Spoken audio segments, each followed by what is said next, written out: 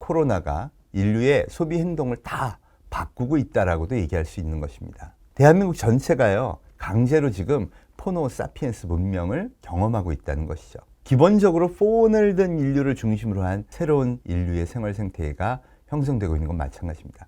이걸 항상 갖고 다니는 사람, 그리고 궁금한 게 생기면 바로 검색하는 사람, 인간적인 네트워크가 SNS를 통해서 많이 형성되어 있는 사람, 물건 구입해야 돼? 물건 구입해야 되면 가게를 찾기보다 먼저 폰이 열린 사람, 이런 게 이제 포노 사피엔스라고 할 수 있습니다. 아니, 나는 어떤가요? 내가 만약 오늘 가게를 하나 연다고 생각해 보세요. 디지털, 이 새로운 문명에 익숙한 사람을 뽑고 싶으세요? 아니면 수능 잘 본 사람, 시험 전문가 뽑고 싶으세요? 와우, 나한테 솔직해 보니까 답이 보이지 않나요? 네, 여러분 반갑습니다. 오늘 제가 준비한 강의는요, 도대체 이 4차 산업혁명, 그 엄청난 파도에다가 이 팬데믹 쇼크, 코로나19까지 덮쳤는데요. 우리가 어떻게 하면 생존할 수 있을 것인가, 그 이야기를 여러분하고 나누려고 합니다. 저는 제목을 포노 사피엔스, 새로운 인류로 표준을 바꿔라, 이렇게 잡았는데 도대체 이게 무슨 얘기인지 같이 한번 들어가 보시도록 하죠. 1, 2, 3차 산업혁명, 우리가 이건 명확하게 알고 있습니다. 4차 산업혁명 그러면 인공지능, 로봇, 자율주행차, 이런 디지털 기술들이 세상을 바꾸는 거다, 이런 얘기를 하고 있긴 한데요. 아직 인공지능, 로봇, 자율주행차가 거리에 나와 있지는 않습니다. 그래서 이게 오고 있는 거지 아직 오진 않은 거 아닐까, 이렇게 생각도 합니다. 그런데 이걸 한번 뒤집어 봤습니다. 1, 2, 3차 산업혁명은 기계기술이라든가 전기기술, 정보기술이 세상을 바꾼 거는 확실히 맞는데요. 반면 그 혁명이 있을 때마다 인류의 소위 생활의 방식, 문명 자체가 바뀐 게 명백합니다. 그래서 우리가 지나고 나서 그걸 1, 2, 3차 산업혁명이었다, 이렇게 정의하고 있는데, 그래서 제가 가만히 있어봐, 인공지능도 로봇도 자율주행차도 안 나왔지만 혹시 인류의 삶이 급격하게 바뀐 건 아닐까 하고 정리를 해봤더니 와우, 정말 혁명이라고 할 만큼 많이 바뀌었더라고요. 도대체 어떻게 바뀌었길래 제가 문명 교체라고까지 하는지 같이 한번 보시겠습니다. 우선 음악 세상이 바뀌었습니다. 여러분, 혁명의 상징으로 저는 항상 이 BTS를 언급하는데요. 21세기 비틀스라고 불리우는 BTS, 정말 대단합니다. 미국에서도 누구나 다 와, 너희가 21세기 비틀스 맞아, 이럴 정도인데 왜 이 BTS가 혁명의 상징이라고 하느냐? 기존의 음악 시장의 룰을 다 깨트린 거죠. 원래 음악 시장도 그렇고 거의 모든 시장이요, 자본이 주로 지배를 합니다. 자본과 방송, 많은 자본을 가진 기획사가 인재를 양성해서 가수로 만들고요, 또 방송에 열심히 출연시켜서 그래서 세계적인 스타로 만들어가죠. 그런데 이 룰을 다 깨트린 게 BTS예요. BTS는 작은 벤처 회사에서 기획한 그룹이고요. 그리고 방송이 아니라 유튜브를 통해서 열심히 활동을 합니다. 그랬더니 특히 미국에서 정말 많은 팬덤이 생기면서 데뷔한 지 4년 만에 미국 아메리칸 뮤직 어워드 소셜 아티스트 부문 1위를 차지합니다. 와, 한국의 보이밴드가요, 영어로 노래를 하고 영어 무대로 한 것도 아닌데 말이죠. 이걸 정말 이룩한 사람들이 누구냐? 바로 그 유명한 팬덤 아미입니다. BTS의 팬클럽 아미는요, SNS 열심히 활동해서 이 자본이 지배하던 시장의 룰을 다 깨트리고 세계 1위의 가수를 자기네가 키워낸 것이죠. 문제는 BTS한테는 즐거운 일이고 아미한테도 기쁜 일이지만, 기존의 자본을 바탕으로 이 음악, 더 넓게는 미디어 산업 생태계를 구축했던 기업들한테는요, 큰 재앙이 닥친 거라고 할 수 있죠. 왜? 자기들의 권력이 사라졌으니까요. 도대체 그럼 진짜 방송국에는 어떤 일이 벌어졌을까요? 여기 보시면요, 7,300억이 넘던 KBS의 광고 매출이요, 딱 15년 만에 3,300억. 여러분, 늘어도 시원치 않을 판에 절반으로 줄었고요. 2018년, 2019년 모두 15% 이상씩 광고비가 더 떨어졌습니다. 결국 KBS는 1,300억의 경영 적자가 발생했고 지금 비상 경영 상태에 들어갔습니다. 이걸 해결할 방법은 시청률을 올리는 일인데요. 이것도 가능해 보이지 않습니다. 2019년에 대한민국 국민들한테 설문을 했어요. 오후 7시 이후에 가장 많이 보는 매체는 무엇입니까? 라고 질문을 했더니 56.7%가 유튜브라고 대답을 합니다. 케이블 TV와 지상파를 합쳐도요, 28%, 두 배를 해도 유튜브를 넘어서지 못하네요. 4위는 또 넷플릭스입니다. 와. 즉, 국민의 미디어 소비의 표준이 바뀐 겁니다. 이렇게 되면 국민들한테 다시 TV로 돌아오세요. 신문을 다시 보셔야 합니다라고 얘기할 수 없죠. 인류의 문화 소비 표준이 바뀌면 결국 그거에 맞춰서 기업이 변화해야 살아남을 수 있는 것이죠. 결국 이 얘기는 이제 더 이상 기존의 시스템으로는 불가능하니 혁명적 변화를 준비하라. 이게 결국 현실이 되었다는 겁니다. 미디어 시장만 그런 것이 아니라요. 은행도 마찬가지입니다. 2018년 금융기관의 입출금 이체 수단별 비중을 봤더니요.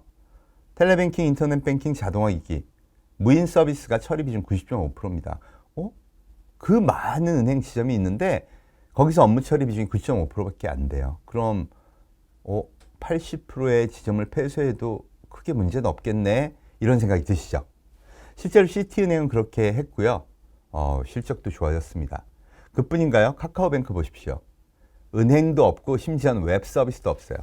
은행이 그냥 앱 딸랑 하나인데 사업 개시 2년 만에 흑자 전환했고 올해 1분기는 코로나 여파로요. 최대 흑자를 기록 중입니다. 너도 나도 이제 나는 위험하니 이런 카카오뱅크 같은 걸 이용해야겠어. 안 하던 분들도 가게 되었다는 거죠. 우리나라는 약과입니다. 중국은 알리페이, 위챗페이 이런 걸 통해서 거의 무화폐 경제를 거의 완성하고 있죠. 금융에도 엄청난 혁명이 온 건 분명해 보입니다. 유통은 어떤가요? 이미 2018년 미국의 백화점의 대표 주자였던 시어스가 100년 만에 파산했습니다. 그리고 20%의 프랜차이즈 샵도 다 문을 닫았는데요. 이게 아마존의 여파라고 해서 와, 유통의 혁명이 왔다 이런 얘기가 있었는데 여러분 지금 전 세계적으로 100년 된 백화점들이 전부 무너져 내리고 있습니다. 뭐 JC펜이라든가 또 독일의 백화점, 영국의 백화점 할 것 없이 전부 문을 닫고 있는데요. 100년이 넘도록 백화점이 운영을 했다는 건 인류의 소비 방식이 어쨌든 간에 그 방식을 선호했다. 이렇게도 볼 수 있는데 이게 이번 코로나로 인한 그 엄청난 여파로 전부 문을 닫는다는 거죠. 이 얘기는 앞으로도 계속 반복된다는 이 코로나가 인류의 소비 행동을 다 바꾸고 있다라고도 얘기할 수 있는 것입니다. 결국 엄청난 일자리와 기업들이 이로 인해서 전혀 다른 새로운 길을 준비해야 하고 모색해야 된다는 것이죠. 뭐 정해진 길이니까요. 생각해보면요. 인류의 삶에는 이미 혁명이 왔습니다. 내 삶이 그렇더라고요. 우리는 TV를 보고 신문을 보고 뭐 그러던 삶을 30년 넘게 살아왔는데 어느 순간부터 우리는 스마트폰에 의존해서 모든 정보를 보고 그걸 통해서 생활을 바꾸고 금융도 해결하고 물건도 사고 이렇게 변했더라고요. 우리의 삶이 변했는데 일자리와 산업 생태계 이게 안 변할 리가 없습니다. 이게 바로 혁명의 본질이라는 거죠. 더군다나 이 코로나가 온 이후로 많은 학자들이 이렇게 얘기하고 있습니다. 앞으로 시대는 비포 코로나와 애프터 코로나로 나뉠 것이다. 이게 반복된다면 우리 애프터 코로나 시대는 어떻게 준비해야 될까요? 정말 근본적인 변화가 필요해 보입니다. 나도 그렇고 우리 사회도 그렇고 말이죠. 오늘은 이 근본적인 변화의 방향이 어디로 가야 하고 또 그래서 어떤 준비를 해야 될지 그 생각을 여러분하고 한번 나눠보려고 합니다. 자, 그럼 우선 도대체 어디서부터 시작해야 될까? 원인부터 알아야 됩니다. 이 혁명적 변화가 왜 시작된 걸까요? 저는 그 원인이 바로 새로운 인류의 탄생, 스마트폰이 낳은 신인류 포노 사피엔스가 출발점이라고 보고 있습니다. 2007년 스티브 잡스가 아이폰을 만들어서 탄생을 시켰고요. 2009년 우리나라에도 스마트폰이 처음으로 도입됩니다. 그리고 불과 이제 한 11년 정도 지났는데요. 정말 그 사이, 불과 10년 사이 인류는 정말 많이 달라진 것 같습니다. 전 세계 50억 인구가 스마트폰을 쓰기 시작했고요. 우리나라는 인구의 95% 이상이 쓰고 있습니다. 그 얘기는요, 제가 우스갯소리로 이렇게 얘기합니다. 스마트폰을 들고 있을 힘이 있는 사람은 다 쓰고 있다. 아기가 되었던, 나이 드신 분이었던, 이거 들 힘이 있으면 다 쓰고 있다는 거죠. 그렇다면 충분히 숫자적으로는 이 스마트폰을 잘 쓰는 사람이 새로운 인류의 표준이 되었다. 이렇게 봐도 지나침이 없는 것 같습니다. 자, 그래서 우선 이 포노사피엔스가 무슨 뜻인지 한번 점검하고 가죠. 인간의 학명, 모든 생물의 학명은 사실 라틴어로 표현을 합니다. 그래서 인간의 학명이 호모 사피엔스인데요. 라틴어로 호모는 인간 종족, 사피엔스는 슬기롭다는 뜻으로 슬기로운 인간 종족이 현생 인류, 현대 인류의 정식 학명입니다. 요 사이, 요 가운데에다가 포노라는 라틴어를 집어넣은 건데요. 이게 바로 스마트폰을 의미하는 라틴어입니다. 즉 스마트폰을 사피엔스, 슬기롭게 쓰는 호모, 인간 종족, 이게 호모 포노 사피엔스. 생략하면 앞에 호모족을 생략하면 포노 사피엔스가 되는 것이죠. 이 포노 사피엔스가 새로운 인류 문명의 표준이 되는 현상, 이것이 저는 바로 혁명의 실체라고 보고 있습니다. 그러고 보니까 제가 좀 앞서 언급한 이걸로 맨날 미디어도 이걸로 보고 정보도 이걸로 얻고 은행 업무도 물건 사는 것도 이걸로 처리하는 그런 사람, 이게 포노 사피엔스 맞네요. 그리고 생각해 보면 이거 별로 안 좋은 거야 라고 생각하는 대한민국 어른들도 이번에 코로나가 발생하고 나서는 감염을 피하려면 접촉을 말아야 되니까 소위 언택트로 생활해야 돼. 그러다 보니까 많이 배운 것 같습니다. 저는 뭐라고 얘기하냐면 대한민국 전체가요, 강제로 지금 포노 사피엔스 문명을 경험하고 있다는 것이죠. 자, 여러분은 어떻게 생각하세요? 포노 사피엔스. 벌써 이러면 조금 이런 생각들을 합니다. 저건 별로 안 좋은데. 스마트폰을 쥐고 사니까 애들은 중독되죠. 또 게임에 많이 빠지죠. 인간성도 많이 손상을 입는다, 이런 생각도 많이 합니다. 왜? 가족 간의 대화도 없어지고 친구 간의 대화도 없어지고 맨날 이걸로만 하니까 인간적인 면모가 사라지는 거 아닐까, 이런 것 두려움도 있고요. 실제로 이로 인한 부작용도 굉장히 많이 경험을 합니다. 그래서 안 좋다가 정말 이 보편적인 대한민국의 감성이 아니었나 싶습니다. 실제 빅데이터 조사를 해봐도요, 스마트폰의 영향, 그러면 부정적인 게 훨씬 많아요. 그런데 특이한 게 있습니다. 왜 그렇게 많이 쓸까요? 아니, 그 정도로 나쁘면 못 쓰게 하고 안 쓰게 하면 되는데 어쩌다 우리는 10년 만에 인구의 95%가 쓰게 된 걸까요? 여러분, 왜 쓰는지 한번 생각해 보십시오. 특히 코로나19 이후에. 답은 명확합니다. 생존에 유리하기 때문이죠. 우리 호모 사피엔스가 지금까지 지구상에서 번성하게 된 가장 큰 이유는요, 생존에 유리한 쪽을 선택했기 때문이고요. 이걸 진화라고 표현합니다. 결국 진화의 선상에서 우리는 스마트폰이라는 것을 선택했다는 거죠. 그렇다면 절대 되돌아가지 않습니다. 인류는 새로운 선택을 해버린 거죠. 절대 되돌아가지 않는다는 뜻은요, 이 포노 사피엔스의 문명이 바로 정해진 미래라는 뜻입니다. 우리 아이들한테는 이걸 슬기롭게 쓰는 게 꼭 필요해졌다는 것이죠. 그 많은 우리가 기성세대가 생각하는 부작용에도 불구하고 결국 나머지의 힘, 혁신적인 힘을 찾아서 새로운 길을 열어야 한다. 이게 우리의 정해진 미래, 숙명이라고 할 수 있다는 거죠. 자, 그럼 도대체 얼마나 뭐가 바뀌었는지 같이 확인부터 해보겠습니다. 전체 세계 경제계가 확실히 바뀌었습니다. 2018년 5월 10일자 기준 세계 10대 기업을 볼까요? 시가총액 기준입니다.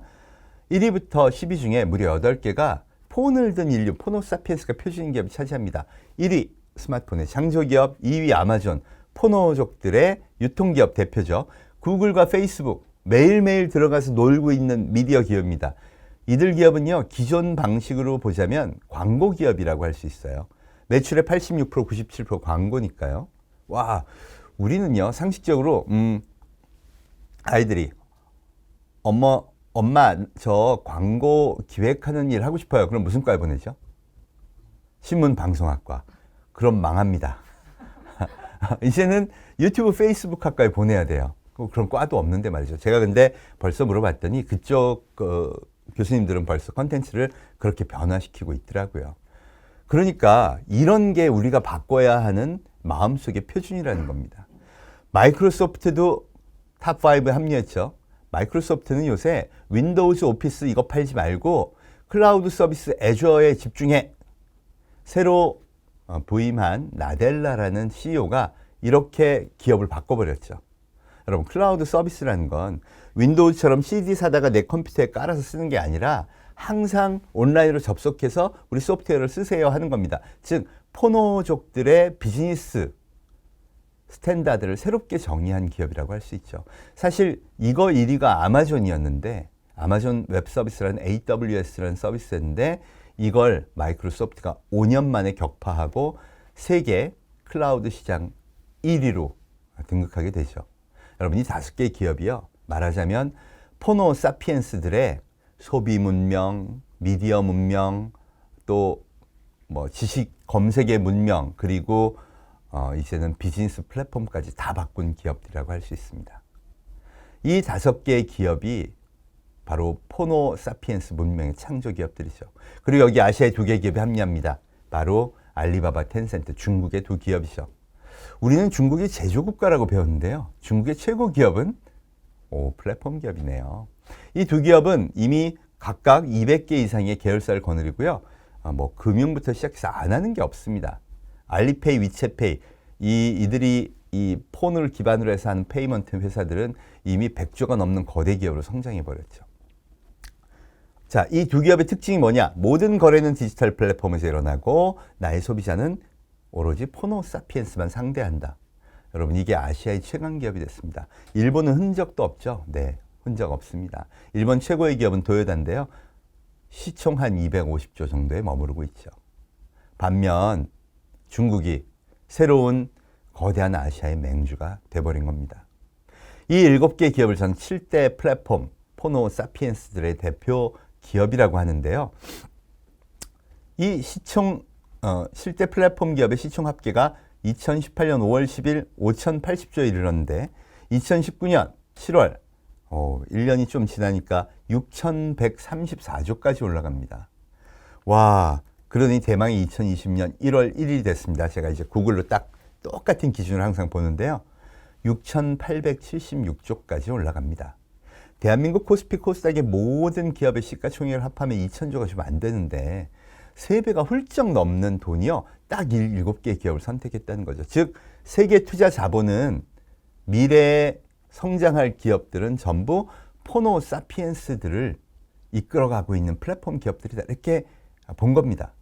대한민국, 제가 그래서 봤어요. 2019년에 작년에 우리나라 주식 시가총액은 얼마나 올랐을까? 여러분, 2.5% 올랐습니다. 왜 그럴까요? 문명의 기준이 다른 거죠. 세계 100대 디지털 벤처들, 포노 사피엔스들의 새로운 벤처 기업들이, 플랫폼 기업들이 우리나라에 오면요, 70개가 불법이라고 합니다. 네, 규제가 만든 굴레들이죠. 여러분, 우버 어떻게 생각하시나요? 또 에어비앤비 어떻게 생각하시나요? 한편으로는 와, 되게 해외 가서 경험해 보니까 좋다 그러지만, 또 한편으로는 아이고, 우리 택시 기사님들 어떻게, 또 우리 여관 하시는 분들 어떻게, 이래서 사실 규제가 만들어진 거니 규제가 잘못되었다고도 할 수 없습니다. 문제는요, 정해진 미래라는 거죠.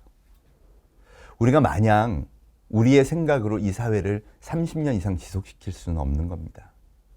결국 이게 우리 아이들이 살아갈 정해진 미래라면 이제는 새로운 기준을 언젠가는 실현해야 된다는 생각을 갖고 차근차근 준비해야 하지 않을까요?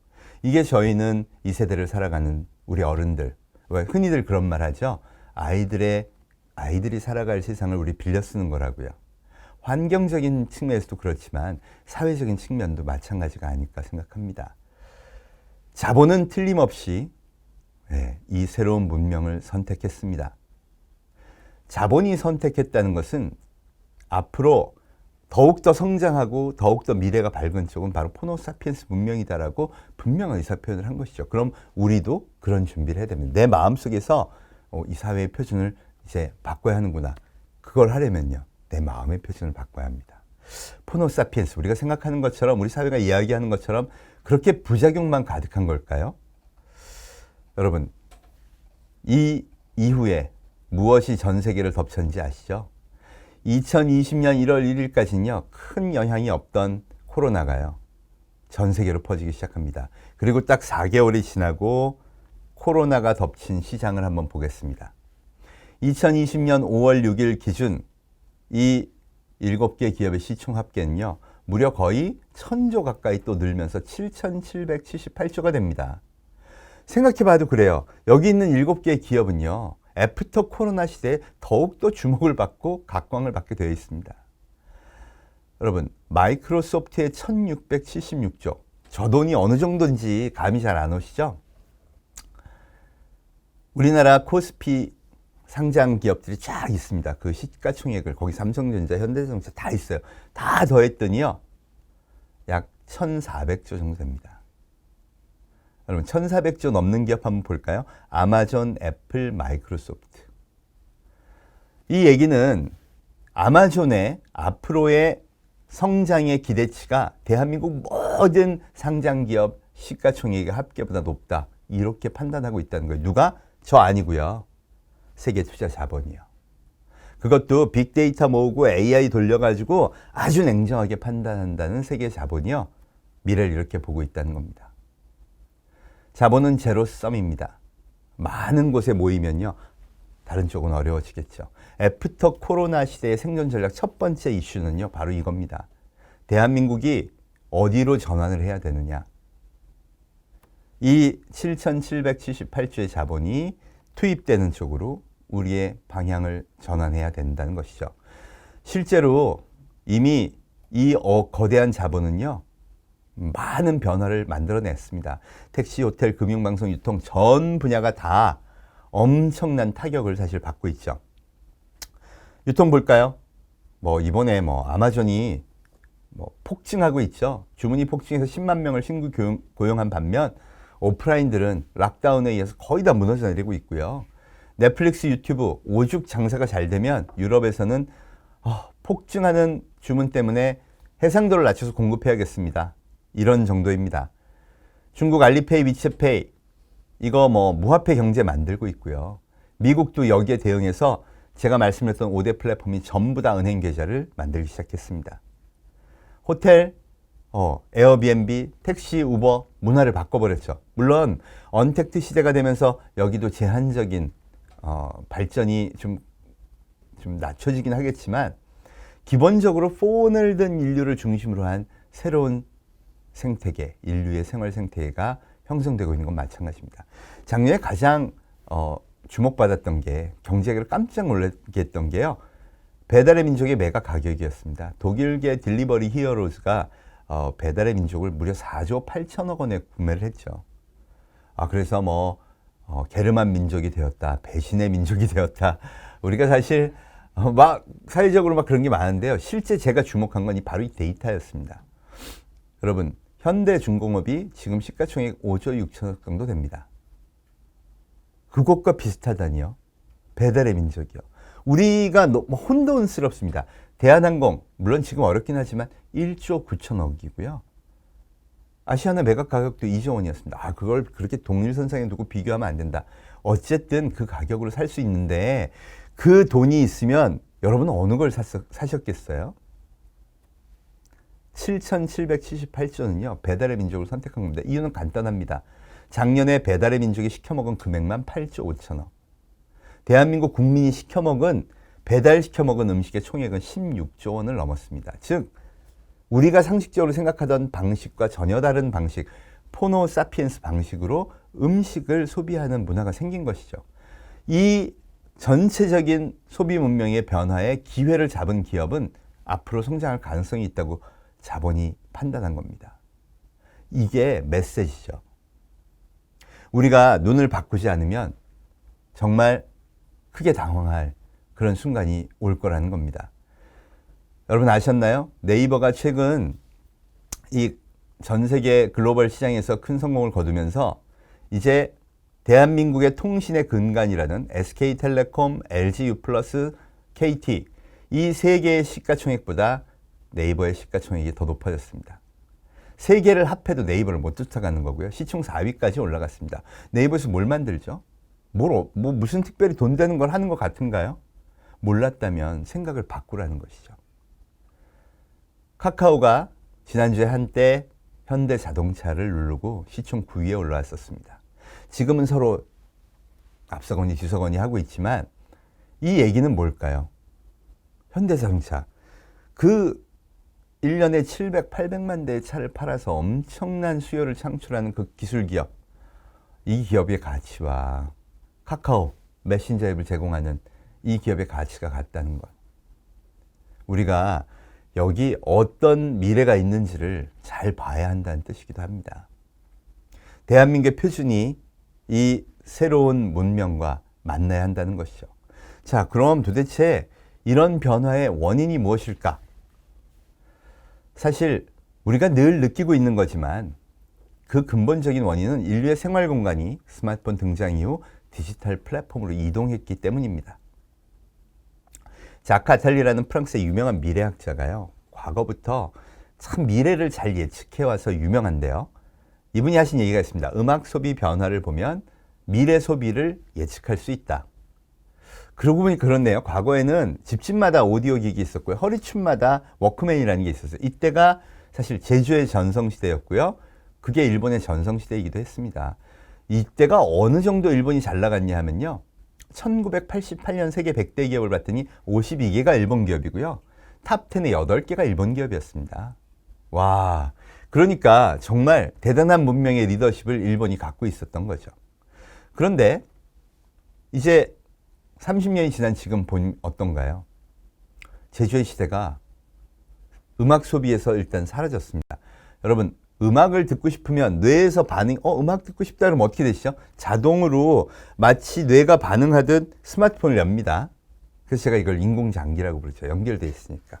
네. 그리고는 디지털 플랫폼에 접속합니다. 유튜브가 됐건, 멜론이 됐건. 그리고 무의식 중에 자기가 원하는 노래를 탁 누르죠. 그럼 나옵니다. 그냥 나오진 않고요. 스트리밍 돼서 오죠. 이걸 다른 용어로 하면 배달돼서 오는 겁니다. 그 얘기는 음악을 듣는 방식이요. 내가 뭔가 소비하고 싶어 라는 욕망이 생기면 저절로 인공장기를 열고, 그리고 디지털 플랫폼에 접속해서 그걸 선택하면요. 나한테 배달되어 오고 나를 만족시킨다는 거죠. 아탈리에 따르면 이게 앞으로 인류 소비의 표준 방식이 된다는 겁니다. 그렇지 않나요? 특히 코로나19 와서 집콕 생활 하시면서 점점 더 그렇게 됩니다. 내가 공부하고 싶어. 그러면 디지털 플랫폼에 접속해서 강의를 듣고 공부를 하기도 하고요. 세상에 거의 모든 방식이요. 점점 이 폰을 기반으로 디지털 플랫폼에 접속해서 일어나고 있는 것이죠. 그래서 이게 표준 방식이라면 내가 지금 하고 있는 모든 행위가 앞으로 이걸 기반으로 어떻게 바뀔 것인지를 예측하고 준비하는 쪽이 이제 유리해졌고 그게 생존에 필요해졌다는 것이죠. 재미있는 건 디지털 플랫폼으로 이동하는 순간 그 연쇄적으로 필요한 기술들이 등장합니다. 그게 바로 그 유명한 빅데이터와 AI입니다. 우리가 음악을 생각해 보면요. 막 이거 듣고 싶어 하는 순간 다 접속을 하는데 여러분 그게 플랫폼에는 다 데이터라는 흔적으로 남습니다. 인간의 소비 욕망이 다 그렇게 남는 것이죠. 그럼 어느 기업이 그걸 잘 분석해서 이 사람 이런 걸 좋아하네, 저런 거 좋아하네, 그걸 분석한 다음 이 사람이 원하는 것들을 잘 매치해주면 훨씬 유리하겠죠. 실제로 이 결과는요, 즉각적으로 기업의 거의 50% 이상의 매출을 상승시키는 것으로 많이 분석이 되고 있습니다. 이 기술이 바로 빅데이터 분석입니다. 인간의 욕망이 데이터라는 흔적으로 남으니까 그걸 분석한다. 근데 분석만 하고 대응은 사람이 하면 또 이것도 비용이 많이 발생합니다. 그러지 말고 프로그램을 짜자. 프로그램을 짜서 잘 찾아갖고 해주자. 이게 바로 머신러닝, 인공지능 프로그램입니다. 그러니까 우리가 막연하게 인공지능이 앞으로 필요하고 빅데이터가 필요하다고 하는 게 아니라 인류의 삶의 공간이 일로 옮겨갔기 때문에 일어난 현상이라는 것이죠. 그럼 우리가 뭘 배워야 되냐? 첫째, 인류의 생활 공간은 앞으로 디지털 플랫폼이 되는 거니까 내가 그걸 표준으로 생각하자. 그리고 그 표준에 따르면 이제 인류의 흔적이 데이터로 남으니 이 데이터를 기반으로 새로운 무언가를 만들어내는 노력을 해야 되니까 빅데이터와 인공지능을 공부하자 이렇게 되는 것이죠. 그럼 이거 어떻게 공부하냐고요? 여러분 요즘 유튜브 컨텐츠가 정말 좋은 게 많습니다. 사실 누구나 다 빅데이터 분석 전문가가 되고 누구나 다 AI 전문가가 될 수는 없습니다. 뭐 개발자가 굳이 될 필요도 없고요. 그런데 개념은 충실히 알아야 됩니다.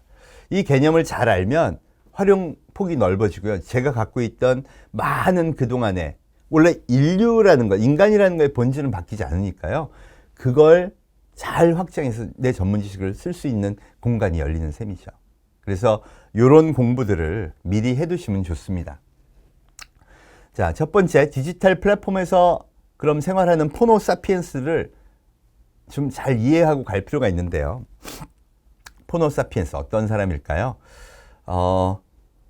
스콧 갤러웨이 뉴욕 유니버시티 경영대학원 교수님이요. 이 더 4라는 책을 지었고 이게 베스트셀러로 큰 공전의 히트를 기록합니다. 여기서 언급한 4개의 기업이 바로 그 유명한 가파인데요. 앞 글자를 따면 구글, 애플, 페이스북, 아마존. 그래서 가파라고 부릅니다. 사실 이들이 포노 사피엔스 문명을 창조한 기업들이죠. 아주 간단하게 얘기하면 이거 잘 쓰는 사람이 포노 사피엔스다.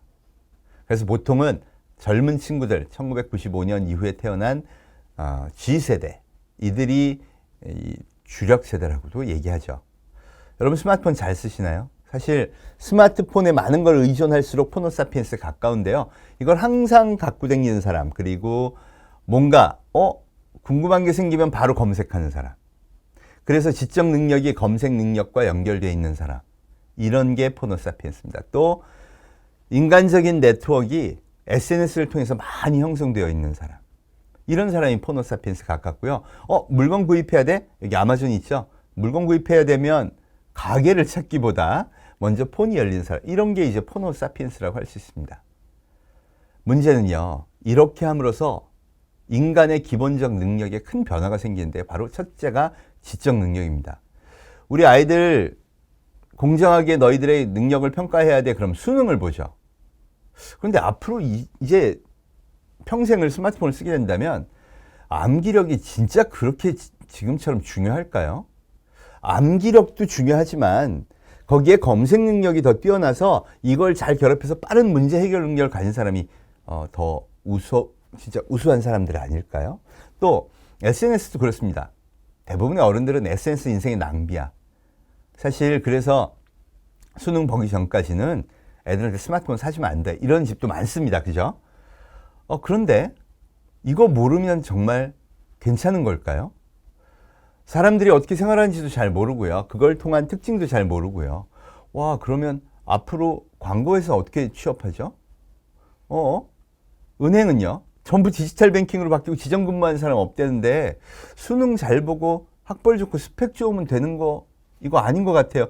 제가 은행장이라도 이제 그런 사람보다 SNS 마케팅을 하거나 디지털 뱅킹 잘하거나 빅데이터, AI 이런 거 막 한 사람 찾지 않을까요? 아니 나는 어떤가요? 내가 만약 오늘 가게를 하나 연다고 생각해 보세요. 디지털, 이 새로운 문명에 익숙한 사람을 뽑고 싶으세요? 아니면 수능 잘 본 사람, 시험 전문가 뽑고 싶으세요? 와우. 나한테 솔직해 보니까 답이 보이지 않나요? 그래서 우리가 이제 세상을 보는 시각을 좀 다르게 보자는 겁니다. 여러분, 스마트폰을 많이 쓰면요, 진짜 달라집니다. 나쁜 점은 뭐 브레인워시도 되고, 뭐 중독도 되고 있지만, 혁신적인 관점에서 보면요, 지적 능력이 어마어마하게 올라가고요. 인간의 관계망을 넓혀서 세상을 바라보는 눈도 완전히 달라지고요. 심리, 관계, 학습, 행동 모든 게 새롭게 변화합니다. 그래서 제가 그 문명을 창조한 사람들부터 그 문명을 잘 이용한 사람끼리까지 한번 정리해 봤어요. 이 문명을 창조한 5개 기업의 이 맹주들이 여기 있습니다. 스티브 잡스, 페이스북의 마크 주커버그, 그리고 구글의 레리 페이지, 아마존의 제프 베이조스, 그리고 마이크로소프트의 새로운 CEO 사티아 나델라입니다. 이 사람들이 사실 1세대 문명을 창조했고 우리나라도 있습니다. 카카오의 김범수 의장, 네이버의 이혜진 의장, 또 다음에 이재용 이런 분들이 사실 대한민국의 플랫폼을 초기에 정말 잘 만들어줘서 우리가 그래도 이 미국의 거대 기업이나 중국의 거대 기업에 종속되지 않고 독립적인 플랫폼을 가진 건 정말 지금 생각하면 엄청난 다행이라고 생각합니다. 자, 그리고 2세대로 넘어가면서요. 포노 사피엔스들이 이제 새로운 혁신의 방법을 자기들끼리 찾더라고요. 여러분 여기 그 초등학생 3명 보이시죠? 영재 발굴단 갔을 때 제가 만난 친구들인데요. 정말 깜짝 놀랐어요. 이들이 다 코딩의 귀재들입니다. 초등학생인데. 그중에 이제 진도영 군이라고 드론을 잘 날리는 친구가 있어요. 이 친구가 초등학교 4학년 때 드론 경진대회에 나갔는데 성인을 꺾고 대한민국 1위를 했어요. 그래서 깜짝 놀라서 너 어떻게 그렇게 잘 날리니 그랬더니 첫째, 선생님이 잘 가르쳐 줬더라고요. 여러분 아이들이요 버려두면 중독돼서 딴짓만 하지만 선생님이 호기심을 잘 이끌어갖고 드론의 세계에 빠지게 한 거예요. 근데 선생님이 챔피언일 수는 없잖아요. 누가 디테일을 가르쳤나 봤더니 유튜브 보면 다 있더라고요. 유튜브로 배운 거예요. 뭐만? 디테일만. 이 친구가 드론만 잘 날렸으면 그게 뭐 그렇게 대단한 건가 그런데 세상에 인터뷰를 했더니요. 초등학교 5학년 이 학생이 요즘 코딩에 푹 빠져 있더라고요. 너 무슨 코딩? 그랬더니 드론을 프로그램으로 날리는 겁니다. 제가 워낙 드론을 좋아하는데 챔피언이 되니까 이제 소셜 네트워크에 들어갔겠죠. 커뮤니티에서 오픈소스로 드론을 이렇게 날리는 거야. 다 가르쳐 줍니다. 스스로 학습도 하고요. 선생님하고 같이 해서 이 소위 소셜 커뮤니티에서 공부도 배우고 형들이 어떻게 하는 건지도 알려주고 그러면서 자기 능력을 막 확대해 가는 거죠. 여러분 그런데 이 코딩에 요즘 아이들이 배울 수 있는 최고의 탑에 인공지능 프로그램이 있는 거 아세요? 구글이 티처블 머신이라는 모듈을 내놨는데요.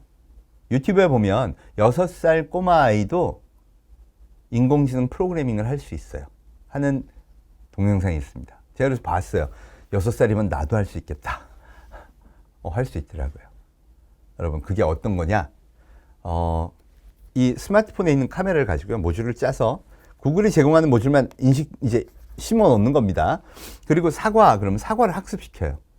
그럼 지가 알아서 사진 찍겠죠. 그래서 얘는 사과는 이렇게 생겼군. 그 다음 토마토.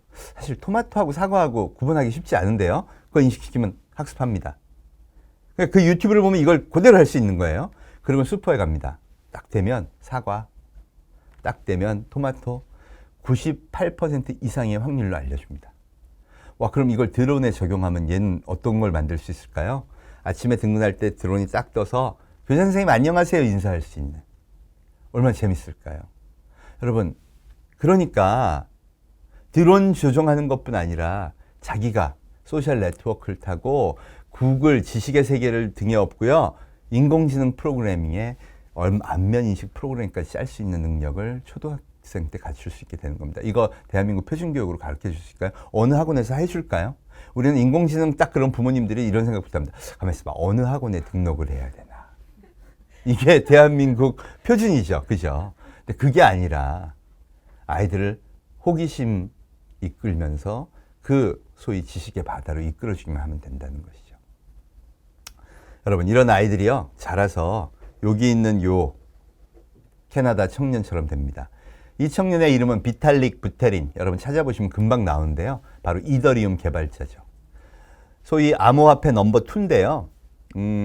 비트코인이라는 암호화폐를 살짝 개조해서 거기 계약서만 첨부해서 4조 원을 벌은 친구입니다. 와, 마침 제가 그 캐나다 워털루 대학교에서 학위를 했는데 이 친구가 거기 전산과 1학년 때 그걸 만든 친구예요.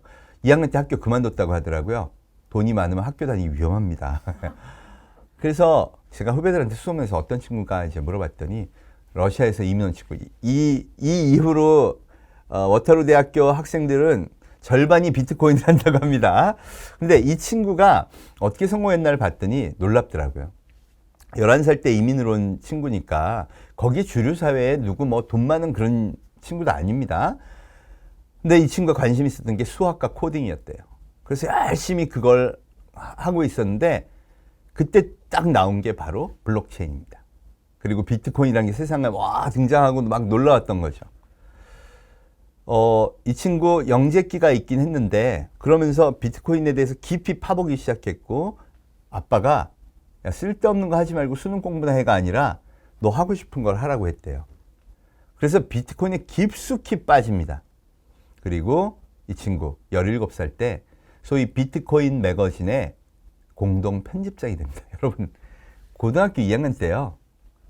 그 시절에 가장 비트코인 분야의 최고의 매거진이라는데 편집장이 되고 그 이후로 4년 동안을 매달 중요한 원고를 쓰는 그런 지식인이 됩니다. 여러분 그러니까 자기가 그거에 정통한 생각을 갖고 있고 프로그램 능력을 갖고 있으니까 19살 때 이걸 만들어내는 것이죠. 여러분 이런 혁신적인 인재가 되는 것 이게 이 소위 여러분이 생각하는 정말 그 아이들한테는 해주면 안 되는 소위 스마트폰 문명의 다른 한쪽에 있는 엄청난 혁신의 힘이라는 겁니다. 뭐 그런 캐네디언 외국인밖에 없을까요? 여기 있는 김태형 군 울산과기대 물리학과에 입학했대요. 근데 이 친구도 코딩에 꽂혔답니다. 그래서 프로그램을 배우는데 오프라인으로는 해커 동아리 들어가고요. 온라인으로는 이제 그 소위 개발자 커뮤니티에 들어갑니다. 그래서 막 이 인공지능 프로그램 개발해요. 그 열심히 노력하면 얼만큼 될까요? 나중에 국내 대기업에 갈 수 있지 않을까? 이 친구가 만든 성과를 한번 보십시오. 2016년 3월 알파고가 이세돌을 이깁니다. 그때 이 친구 4학년이었는데요. 이 친구가 인공지능 프로그램에 너무 관심이 많았어요. 알파고는 이세돌을 이기고 나서 구글이 그 알파고의 소스 코드 80%를 공개해 버렸죠. 원래 이 문명이 그렇습니다. 이 일대 문명이 전부 다 오픈 소스로 자기도 공부하고 지식은 공유하는 것 이렇게 배운 세대이기 때문에 항상 공개하는 걸 거의 원칙으로 하죠. 그래서 그걸 공개해 놨더니 전 세계에 있는 커뮤니티에서 난리가 나죠. 그러면서 야 근데 치사하게 20%는 왜 공개를 안 해? 이거 우리가 풀어버리자. 그래서 개발자들이 열심히 풀어요. 그중에 김태형 군이 무려 20개의 모듈을 혼자 풀어서 공개해버리죠. 난리가 납니다. 제일 놀란 게 바로 알파고의 개발 총괄 책임자 제프 딘이라는 분이었는데요. 이분이 울산이 어디야? 김태훈은 누구야? 이렇게 된 거죠. 그래서 바로 직접 메일을 썼어요. 김태훈 너 우리 회사로 와라. 같이 일하자. 이 스카우트 제이 메일 때문에 유명해진 게 바로 울산의 김태훈입니다. 못 갔어요. 군대 가느라고. 속상하긴 하지만 사실 상관없습니다. 왜냐하면 이제 미국에 뭐 유학 간 친구도 아니고요. 거기 가서 공부하는 친구도 아니잖아요. 똑같은 방식으로 공익하면서 자기 실력 더 키우고요. 그리고는 딱 2019년 복무를 마치고 정말 멋진 회사에 입사를 합니다. 테슬라의 CEO 일론 머스크가 만든 인공지능 회사 오픈 AI로 가죠. 왜 거기를 선택했냐 그랬더니 이 회사가 인류 공영을 위해서 인공지능을 개발한다고 명시한 회사라서 좋다고 간 겁니다. 야, 그렇게 진짜 좋은 뜻을 가진 회사니까 그럼 연봉은 좀 많이 깎였겠구나. 여러분 33만 불을 받고 갔습니다. 26살 대졸자 초봉 3억 8천만 원. 여러분 어떤 기업도 줄 수 없어요. 네, 오직 어떤 기업? 7,778조를 갖고 있는 기업. 그래서 세계 자본이 더 멋지게 새로운 문명 창조, 이 혁명적 변화 시대의 리더십을 가져라 하고 투자하는 기업들만 이런 인재를 쓸어 담아 가져갈 수 있는 겁니다. 여러분 우리 아이들 이렇게 키워야 되지 않을까요? 우리가 지금까지 갖고 있던 시각에서 벗어나서 새로운 문명 세계로 넓혀만 준다면요. 이게 진짜 필요하지 않을까 싶습니다. 지금 이 오픈 소스를 기반으로 지식을 공유했던 세대들이 새로운 문명을 창조하면서요. 공유 생활이 기본이 되고 있죠. 지식을 공유하는 것은 물론이고 야, 차도 호텔도 뭐 웬만한 것들은 공유를 한번 기본적으로 생각해 보자가 문명의 축이 되었고 그러다 보니까 소위 플랫폼 이코노미라는 게 형성이 됐습니다. 더군다나 코로나가 터지면서요. 이 플랫폼 이코노미는 언택트 이코노미로 자연스럽게 이동하고 있죠. 그리고 더 강력한 힘을 받게 됩니다. 이렇게 되면 뭐가 달라질까요? 인류의 표준 문명이 달라집니다. 공유하고 커뮤니티끼리 커넥트 됐고 서로 위로하고 거기서 따스함을 느끼고 플랫폼을 기반으로 생활하고 또 편안하고 테크니컬한 것들을 좋아하는 쪽으로 바뀌게 되는 것이죠. 그리고 지식의 습득, 생각의 교류, 소비 방식, 기본적인 메타인지, 표준 사고, 감정 표현, 언어 생활까지 전부 급격하게 전환되는 거죠. 이걸 주도한 세대가 바로 그 유명한 MZ 세대입니다. 밀레니얼 세대, 1980년 이후 태생들이 만든 문명. 이게 인터넷 초기 문명이죠. 이 밀레니얼 세대가 왜 인터넷에 익숙하냐? 어려서부터 했기 때문입니다. 여러분, 이건 어떻게 바꿀 수가 없어요. 죄송한 얘기지만 어렸을 때 경험하지 못하면요, 참 힘듭니다. G세대, 1995년 이후 태생이죠. 이들은요, 10살 때 이미 대한민국의 핸드폰이 표준이었어요. 그래서 맨날 이렇게 생활했어요. 그러다가 15살이 되니까 스마트폰이 나옵니다. 어떨까요? 뼛속까지 폰이 녹아있는 세대입니다. 그리고 이 전 세계에 있는 이 MZ 세대가요, 이제 소비의 주력 세대로 떠오르면서 이 혁명이 더 가속화하는 것이죠. 그리고 코로나가 덮치면서 MZ 세대의 문명이 생존에 유리하다는 걸 인류가 알고요. 그 이전 세대까지 이제 이걸 열심히 배우려고 합니다. 결국 새로운 문명은요, 우리가 눈높이를 이들 세대 포노사피엔스 쪽에 맞춰야 한다는 것이죠. 자, 그럼 포노사피엔스 시장은 어떤 특징이 있을까? 제일 재밌는 게 뭔지 아세요? 저는 이게 가장 큰 특징이고요. 앞으로 우리가 가야 될 미래라고 생각합니다. 포노사피엔스 시대는 소비자 권력 시대입니다. 와, 듣기만 해도 좋지 않나요? 자본 권력 시대가 아니고요. 권력자 권력 시대. 권력자, 갑질하는 권력자의 시대가 아니라 소비자가 다 권력 시대라니 되게 반가운 소식입니다. 실제로 그런 현상이 어디서 일어나고 있냐? 바로 방송입니다.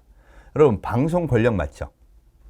이건 명백하게 권력입니다. 전 세계 다 미디어를 잡으면 뭐 정권을 잡을 수 있다. 이런 것도 다 이미 드러나 있는 거고요.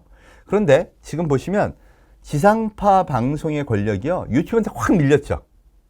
그 얘기는 지상파가 더 이상 안 보면 권력이 안 돼요. 언론은. 그러니까 거기를 안 보고 유튜브를 본다? 그럼 유튜브가 권력자가 됐구나. 근데 유튜브는 방송을 하지 않습니다. 유튜브의 방송은 다 누가 하냐? 인기 유튜버들이에요. 그럼 그 얘기는 유튜버가 권력자가 된 거네요. 맞습니다, 여러분. 근데 유튜버가 권력자가 됐다는 걸 잘 한번 보십시오. 유튜버는 자기를 선택한 소비자를 배신하거나 그들은 조금만 잘못하잖아요. 확 다 없어집니다. 권력이 순식간에 사라지죠. 제가 그 유명한 그 유튜버인 도티를 만났는데 제가 항상 걱정하는 게 뭐냐? 아이들의 마음이 다치지 않도록. 아이들한테 항상 좋은 영향을 줄 수 있도록 늘 고민한다고요. 왜? 거기서 한순간 어긋나거나 뭔가 잘못된 행동을 심지어 자기가 했다고 하면 그걸로 인해서 플랫폼은 끝장난다는 걸 다 알고 있는 거죠. 결국 진짜 유튜버들을 지배하는 건 바로 소비자라는 겁니다. 결국 이래서 지상파 갖고 있던 권력이 유튜브를 통해 소비자한테 전이됐다. 실제로 방송은 이미 그렇게 됐습니다, 여러분. 최근 방송국의 권력이었던 것이 다 뒤집히고 있죠. 그러면서 방송국도 이제 생존을 위해서는 이 새로운 문명 체계를 받아들여야 된다. EBS 보세요. 팽수. 사장님의 팽하 이러고 인사하고 다닙니다. 제 스튜디오 갔더니요, 거기 그냥 스튜디오가 전부 건물이 팽수 집이에요. 이만큼 다 열광을 이끌어냈기 때문에 그게 미래다라는 거 다 알고 있는 거고요. 제가 최근에 백종원 씨 봤어요. 요새 여러분 백종원 씨가 뭐 집에서 혼술 아니라 홈술 하기 위해서 막 레시피 만들어서 올리는 거 1,300만 막 뷰씩 기록합니다. 이분이 왜 유튜브 방송을 시작했냐고 인터뷰를 했더니 돈도 많잖아요. 왜 하셨어요? 그랬더니 근데 진짜 요식업이라는 거를 한번 대한민국 미래를 바꿔보고 싶은데 방송을 하니까 자꾸 작가가 이렇게 해라, 방송이 이렇게 하면 안 돼. 짜증이 나서 내가 진짜 해보고 싶은 걸 해보고 싶어서 유튜브 채널을 개설했답니다. 여러분 유튜브 구독자 수 250만 넘었습니다. 이번 이 방송만 해도요, 연수익 200억 넘게 나와요. 네. 자기가 진짜 하고 싶은 진정성 있는 컨텐츠를 담아서 혼이 있는 방송을 하면서 자기가 그 정도의 수익을 낸다면 여러분 꼭 그렇게 막 대중매체 나가고 싶을까요? 많은 유튜브 스타들이 하는 이유가 이렇습니다. 여러분 무한도전 김태호 PD도 이제 유산슬이라는 방송 또 방송과 유튜브를 결합하는 거 많이 하죠. 나영석 PD라는 천재도 요새 락기남 이런 걸 통해서 자꾸 접목을 하죠. 그 얘기는 뭐냐? 소비자의 선택을 받기 위해, 즉 권력이 된 소비자의 선택을 받기 위해 미디어상 전체가 이동하고 있다는 걸 의미합니다. 문제는요, 우리의 인식은 그걸 못 쫓아간다는 거죠. 그걸 단적으로 보여준 사건이 바로 6살 꼬마 보람입니다. 여러분, 작년 7월에요. 보람이라는 유튜버가 크더니 한 달에 37억씩 벌어서 청담동에 100억짜리 빌딩을 샀다더라. 뉴스가 딱 터지고 나니까 대한민국 전체가 뒤집어집니다. 여러분, 청와대 청원에 이런 튜브 방송 금지해야 됩니다. 애들 갖고 장사하면 안 됩니다. 난리가 나요. 뭐 MBC 노조에서는요, 오늘 우리 광고 수입이 보람이보다 못했다 이런 방송 나가고요. SBS는 특집 방송 편집해가지고 이 아이들 키즈 방송 큰 문제다 유튜브 난리가 납니다. 여러분, 맞습니다. 잘못된 거는 고쳐나가야죠. 예. 이거 진짜 중요한 일입니다. 언론의 역할이기도 하고요. 근데 제가 진짜 안타까웠던 게 뭔지 아세요? 어느 누구도 보람이의 성공의 스케일이 뭘 의미하는지, 그리고 보람이가 어떻게 성공했는지는 아무도 분석을 안 해요. 즉, 미래를 준비하는 건 하나도 관심이 없고요. 그냥 이상한 현상이다 그러고 막 정말 까는 데만 정말 집중을 하더라고요. 이게 참 부끄러웠습니다. 여러분, 제가 데이터로만 살짝 말씀드려 볼까요? 보람이의 지금 보람튜브 유튜브에 가서 한번 찾아보십시오. 구독자만 2,430만입니다. 여러분, 세계 1위의 키스 유튜버가 미국의 라이언인데요. 얘가 2,470만, 딱 30만 차이밖에 안 나요. 그러니까 세계 1, 2위를 다투는 최고의 유튜버가 됐다는 거네요. 와, 이게 의미하는 바는 뭔지 볼까요? 여러분, 대한민국에 보람튜브를 볼만한 나이의 아기들 4, 5, 6, 7세 인구를 합하면 138만입니다. 그 중에 70%가 본다고 쳐도 100만이죠. 100만을 빼면 2,300만은 어디서 온 걸까요? 여러분, 전 세계 20개국의 어린이들이 열광하면서 그걸 보는 거예요. 보람튜브의 인기 업로드 보면요, 5억 뷰 넘는 게 숱합니다. 5억 뷰? 여러분, 이게 무슨 말인지 아세요? 전 세계 5억 명의 아기들이요, 대한민국의 아기 보람이가, 얘는 영어로 방송한 적 한 번도 없어요. 한국말로 얘기하고 한국 놀이문화로 놀고 한국의 자기 아빠 삼촌하고 재미지게 노는 모습을요 지켜보면서 부럽다 하고 있는 거예요. 우리가 역사적으로 그런 적이 한 번도 있었나요? 대한민국의 어떤 키즈 방송이나 캐릭터가 전 세계 아이들한테 그렇게 주목받아 본 적이 있나요? 그것도 자발적 선택으로. 여러분, 미국도요, 어린이 방송 제재하고 규제 만들고 다 했습니다. 그런데 라이언 안 죽였어요. 왜 그럴까요? 여러분, 걔들은 알아요. 문명의 리더십을 어떻게 가져가는 건지. 우리는 그렇게 보람이를 때려잡았고 보람이 이제 미미해졌습니다. 만족하시나요? 대한민국은 이번에 코로나 사태로 굉장히 주목받았어요. 사실은 그 밑에 저변에 BTS에 대한 관심, 보람이에 대한 관심, 이런 것들이 다 깔려 있었기 때문에 한국이 와 잘한다니까 내가 쟤네들 그럴 줄 알았어, 이렇게 받은 거라고 생각합니다. 그럼 앞으로도 그래야 되나요? TV에서 뭐 만들고요, 홍보처에서 막 우리 그 진짜 새마을운동 하는 식의 방식에 대한민국은 이렇게 방역을 하고 있습니다, 이런 거 해서 홍보할 그런 생각을 갖고 있나요? 아니면 이렇게 정말 자발적으로 전 세계 소비자의 선택을 받아서 만들어진 플랫폼들을 통해서 대한민국은 이렇게 잘하고 있습니다, 이렇게 보여줄 생각은 왜 못했을까요? 이 기준이 달라서입니다. 여러분, 분명한 건요, 우리가 고칠 건 고쳐야 됩니다. 그러나 우리가 표준을 달리하면 이해할 수 있는 것들도 새롭게 새로운 표준으로 봐주기 시작해야 한다는 것이죠. 여러분, 왜 유튜버 하나 갖고 이렇게 얘기를 하냐고요? 이 문명이요, 전 방향으로 다 지금 확산되기 때문입니다. 유튜버는 이제 유통으로 진출했습니다. TV 홈쇼핑이 TV를 기반으로 성공한 것처럼 개인 유튜버들이요, 물건을 팔기 시작했어요. 그게 중국의 유명한 왕홍들입니다. 우리나라도 인플루언서들이 막 성장하고 있죠. 중국의 왕홍 얼마나 컸을까요? 장다이라는 친구는요, 2018년 개인 매출 5천억을 했고요, 2019년 나스닥에 상장을 했습니다. 그리고 우리나라도 보세요. TV 광고는 15%가 줄었는데 모바일은 17%가 늘어납니다. 와, 이게 반복되면요, 이미 TV 광고 시장의 3배가 모바일 광고 시장이에요. 그런데 우리는 아이들한테 너는 그래도 신방과 가야 돼, 이러고 있다면요, 일자리는 어떻게 하죠? 이미 70%의 지금 일자리는 TV 광고와 인쇄 매체에서 일어나고요. 30%만 거기서 일어나는데요. 일자리가 여기 더 있어야 되는데 교육이 안 되니까 없어요. 이거 앞으로 어떡하죠? 여러분, GS 홈쇼핑도 보십시오. 모바일 매출이 TV를 넘어섰어요. 이러면 TV 홈쇼핑인가요? 모바일 홈쇼핑인가요? 그럼 그거 기획 잘하는 사람 필요하지 않을까요? 중국, 앞서간다는 중국은 어떤가 보십시오. 온라인 라이브 방송 시장 규모 및 성장률 보십시오. 2020년 예상 매출이 193조입니다. 여러분, 이마트 1년 매출 15조인데 말이죠. 그럼 여기 어마어마하게 성장하고 있고 이미 거대한 생태계 만들어졌다는 거 아닐까요? 그 이유가 사람이 달라진 거예요. 보십시오. 우리나라가 어떻게 달라졌나. 검색 유튜브를 한다 그러죠, 요새? 유튜버들이 방송하는 걸 믿고 사는 사람이 73%입니다. TV 광고 안 본대요. 저도 그럴 것 같아요. 내가 이 사람 봤더니, 야, 이 사람은 기업한테 돈도 안 받고, 진짜 좋은 제품은 좋다고 얘기하고, 진짜 자신있게, 소신있게 얘기하더라. 그럼 더 신뢰 가지 않을까요? 여기 중국의 유명한 유튜버가 있습니다. 왕홍이죠, 왕홍. 개인 방송으로 물건을 파는데, 이름이 웨이야예요. 궁금하신 분들은 더 검색해 보시면 되는데요. 이 웨이야가 말이죠. 재밌는 게, 한국에 와서 특별 상품 판매전을 한번 했어요.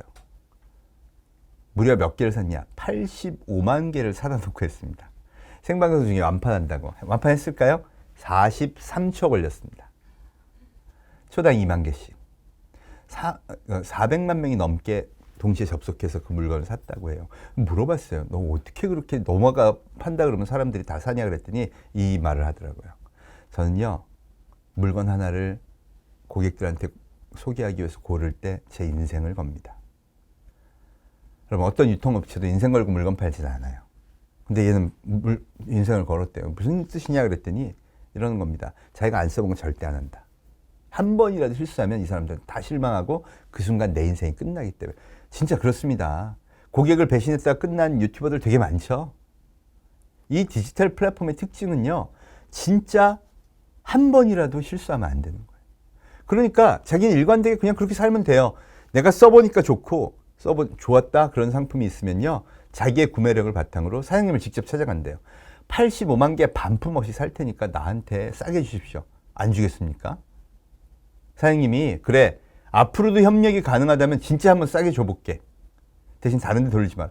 여러분, 43초에 안 판다는데 다른 데 돌릴 물량이 어디 있겠습니까?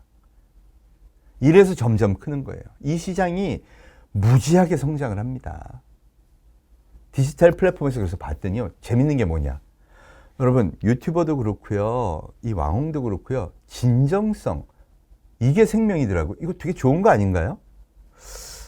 제가 그러면서 야, 이 MZ세대가 되게 특이하다 싶었어요. 그럼 이걸로 성공한 사람들, 물건의 진정성을 담건, 방송의 진정성을 담건 성공한 기업들이 있는데요. 대표적인 분이 스타일란다의 김소희 대표입니다. 이분 22살에 동대문의 옷가게 여신 분이에요.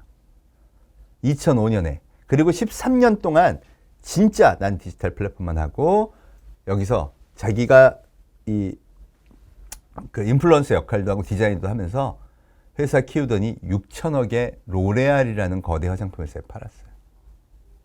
여러분, 남양유업이 4천억인데 여러분, 스타일란다 TV 광고 보셨나요? 이게 6천억이랍니다. 뭘 보고 도대체 로레알은 이걸 한 걸까요? 팬덤의 크기. 중국에서 1,300억의 매출을 올렸던 그 와, 스타일란다는 난 너무 좋아. 3CE라는 화장품 브랜드 너무 좋아. 그거 보고 산 거예요. 아니나 다를까. 로레알이 인수하고 나서 계속 대박을 칩니다. AHC. 여러분, 이 화장품 브랜드가 3조 4천억. 네? 아니, 대한항공보다 비싸다고? 그럼 이게 가능하다는 거죠. 이 회사도 마찬가지입니다. 작년 광군제 브랜드 매출 4위. 아무래도 못했고요. LG생활공도 못한 걸 이 회사가 합니다. 그러니까 3조 4천억을 주는 거예요. JM솔루션 용산전자상가에서 비디오 게임 유통하시는 분이요. 요 로얄 꿀광 프로폴리스 마스크팩 하나 딱 만들어서, 이거 바이오 신약 아니죠? 로얄 젤리 프로폴리스 꿀 비벼서 마스크팩 만든 거예요. 근데 이분이 얼마나 여기서 기가 막힌 성공을 거뒀는지, 여러분, 작년에 이분이 포브스가 선정한 대한민국 100대 부자 30위에 선정됐어요. 없대면서요. 이런 성공하는 길 없대면서 있어요. 어디에? 포노사피엔스의 새로운 마켓에 닥터 자르트, 에스티로데 2조의 회사 매각했죠. 이분도 정말 비비크림 하나로 자수성가한 분입니다. 제일 황당한 분 중에 한 분이 이분이죠. 36살 조만호 대표. 여러분 무신사입니다. 무신사에서 물건 사보신 분은 포노사피엔스 인정. 제가 해보면요. 연령대별로 확실히 달라요. 무신사 뜻이 뭐냐? 무지하게 신발 사진이 많은 곳. 여러분 통영고등학교 3학년 시절에 이 조만호 대표가 프리첼에 만든 동호회 사이트 이름입니다. 그리고 거기서 거래를 해보세요. 그러더니 창업하고 딱 15년 만에 2조 2천억 기업으로 만든 거예요. 이유는요. 배달의 민족하고 똑같아요. 거기서 사람들이 물건을 너무 많이 사요. 작년 거래액만 무려 9천억입니다. 올해 1조 6천억 예상하고 있어요. 야, 여러분 새로운 시대에 새로운 기회가 왔다고 얘기할 만하죠. 에이, 그 성공한 몇 명만 있는 거 아니야? 천만에요. 이 생태계의 피라미드가 탄탄해지고 있어요. 잭시믹스 안다르라고 요가복 들어보셨죠? 이분들도 인플루언서와 디자이너 같이 해서 소위 방송을 통해서 아니면 인스타를 통해서 이런 영향력으로 물건을 파는 미디어 커머스에 집중한 기업들입니다. 이게 소위 미디어 커머스라고요. 방송이나 인스타를 통해서 자기가 소개하고 파는 새로운 트렌드가 된 건데요. 이분들의 다 성장 비결이 뭔지 아세요? MZ세대의 선택을 받은 거예요. 재밌는 건 뭐냐? 이 새로운 기업들이 크게 성공하는데 그러면서 기존 기업들이 되게 어려워지는 거예요. 뭐로 지배하던 자본과 TV 광고로 지배하던 기업들이 되게 어려워지기 시작한 거예요. 그리고 이 기업들이 새로운 성장의 그 생태계를 만들어 보여주고 있습니다. 여러분, 이 기업들의 특징이 뭔지 아세요? 오로지 실력으로 승부한다. 미디어 커머스는요, 실력밖에 방법이 없습니다. 그것도 어디서? 포노사피엔스들의 마켓에서. 앞으로 이게 얼마나 성장할지 보여주는 게 바로 중국 시장이죠. 중국은요, 2012년 우버를 전격 출시해서 전 깜짝 놀랐어요. 공산당이 기존 택시들은 어떡하라고? 근데 그냥 해버려요. 아니 다를까 그 이후에 10년을 보십시오. 중국은 명백합니다. 중국 정부가 생각하는 건 미래는 디지털 문명으로 정해져 있고 그렇다면 우리도 글로 간다. 모든 규제를 철폐하고 진격을 해버렸죠. 그리고 지금 보세요. 중국은 어마어마한 디지털 문명 국가가 됐어요. 거의 무화폐 경제가 현실이 됐고요. 이런 분 보세요. 중국 거지 노인분이신데요. 깡통에 QR코드가 붙어 있습니다. 여러분 보이시죠? 아니 이렇게까지 살아야 되나 막 이런 생각 드시죠? 여러분 이분이 괜히 배운 게 아니에요. 아무도 현금을 안 갖고 다닙니다. 그래서 표준 구걸 멘트가 한 푼 찍어서 이체해 주세요. 여러분 우리 막 앞으로 코로나 공공장소 가면 QR코드 인증하고 들어가야 된다 이러니까 아우 그 불편하게 그거 나 안 배워. 여러분 맞아요. 우리는 선택의 여지가 있었어요. 안 배워도 됐어요. 그러니까 안 하는 겁니다. 여기는요. 굶어 죽습니다. 이렇게 해서 만들어갑니다. 중국은 그 이후로 시장 자체가 다 바뀝니다. 왜? 소비자의 비헤이비어가 바뀌면요. 기업들이 전부 다 바뀝니다. 나중에 한번 보십시오. 이 차이나의 페이보릿 브랜드가 얼마나 바뀌었는지 한번 보십시오. 재밌는 거 한 개만 소개할게요. 여기 애플을 누르고요. 중국의 8대 브랜드가 된 8번째 브랜드가 된 회사가 있습니다. 메이투안 디안핑. 예, 여러분 우리로 치면 배달의 민족입니다. 우리가 배달의 민족을 없애고 외세라 격퇴하고 나면요. 메이투안 디안핑이 옵니다. 세계적인 거대 배달 기업이 됐죠. 여러분 문명을 막을 수 없다면요. 스스로 잘 지켜야 됩니다. 중국 정해진 미래가 디지털 문명이라고 그러니까 가만히 있어봐. 세계에서 제일 잘하는 나라 누구야? 미국. 그럼 너랑 나랑이다. 앞서가려고 길을 쓰죠.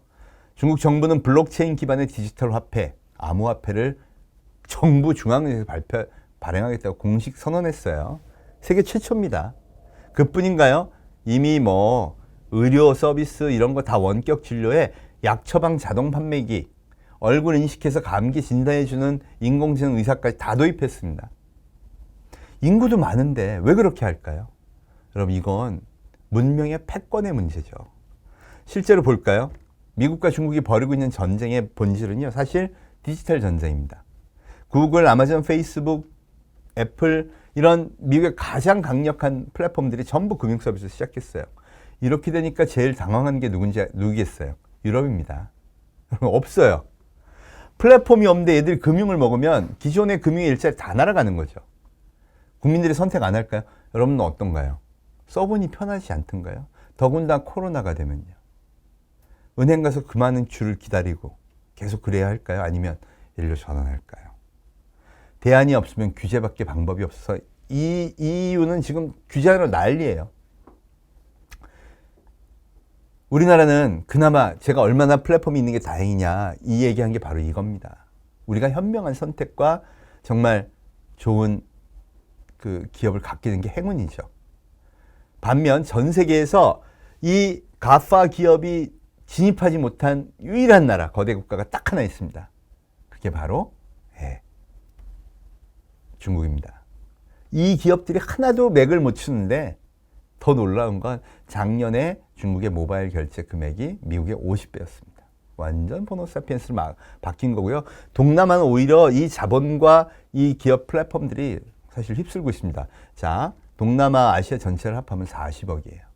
40억을 중국이 주게 되면요. 한번 해볼만 하지 않을까요?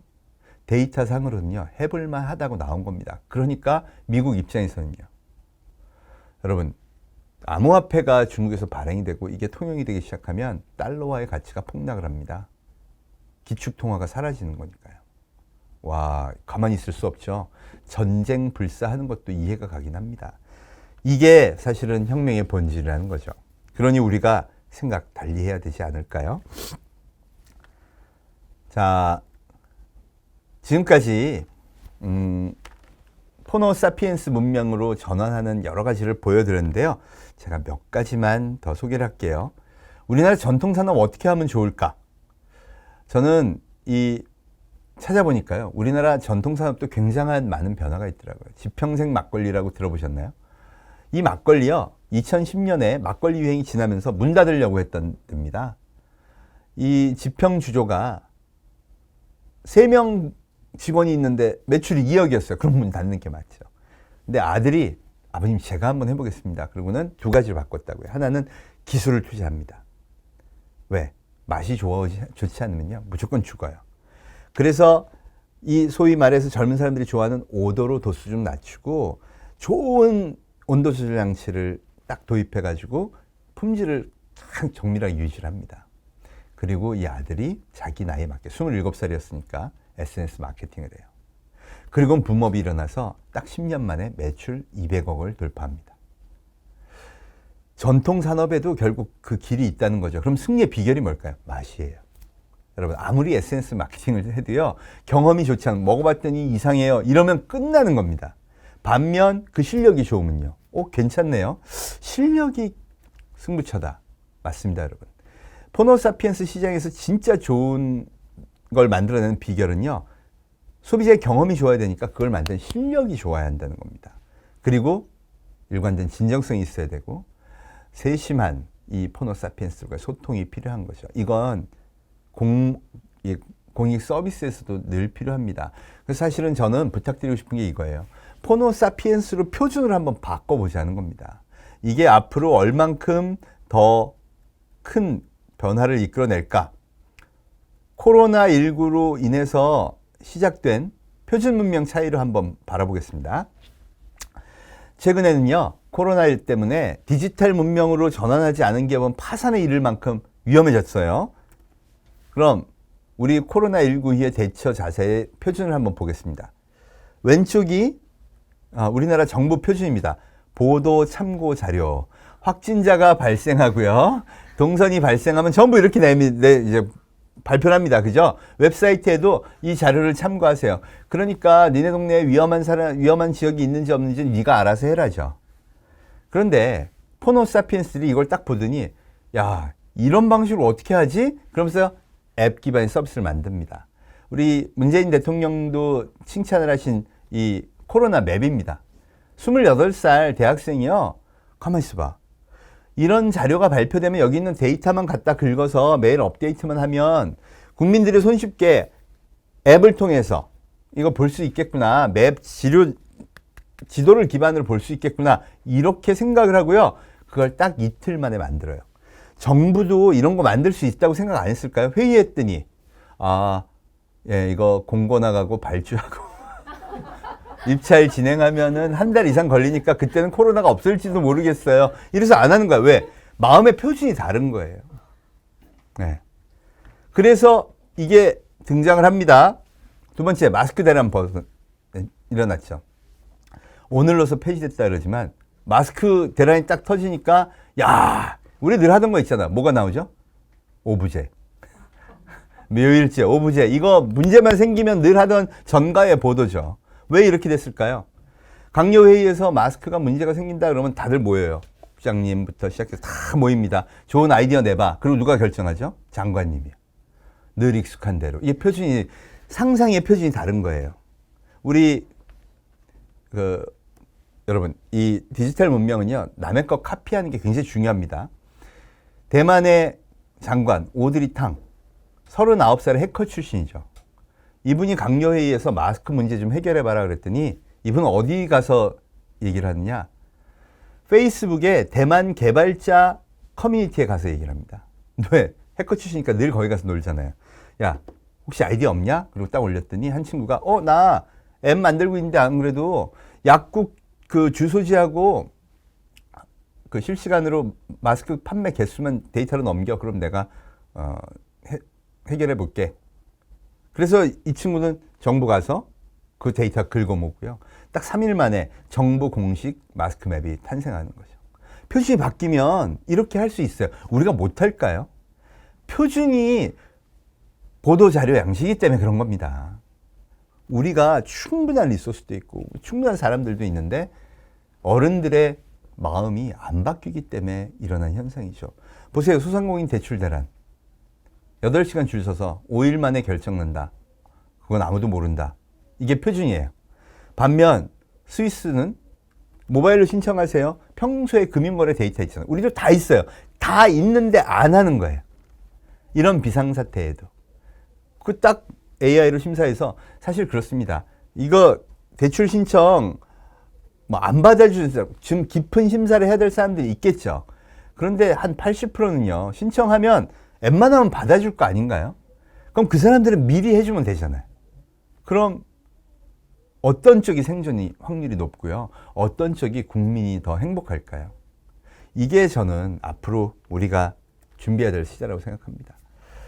이번에 제일 충격받은 데가 사실은 어디냐고 생각해요? 교육계가 제일 크다고 생각합니다. 저도 포함되어 있지만 아이들이 처음에 깜짝 놀란 거예요. 여러분, 이 아이들이 어떤 아이들인지 아세요? 자기 수능 점수 올리려고 1타 강사 강의 있는 애들이에요. 1타 강사가 어떤 사람들이냐?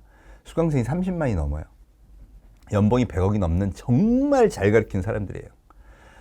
인터넷에서 공부할 땐 그걸 듣는 거고 학교 가서는 우리 선생님이 그냥 그렇게 강의하고 뭐 얘기도 하고 이러는 건가 보다 그랬는데 이런 인터넷으로 비교하니까 1타 강사와 우리 담임선생님이 딱 비교가 되네요. 얼마나 충격이었을까요? 대학생들도 마찬가지입니다. 야, 너희 마케팅 담당 교수 강의 좀 같이 보자. 헐. 여러분, 이렇게 되면 무슨 문제가 생기는 줄 아세요? 공교육이 진심으로 필요한가? 붕괴되기 시작합니다. 여러분 아이들을 생각해 보십시오. 야, 내가 이거 위해서 진짜 오직 목표가 수능이고요. 오직 목표가 그 점수 올리는 거면 애들 학교에 보내야 되는 건가요? 결국 교육이요. 목표도 달라져야 되고요.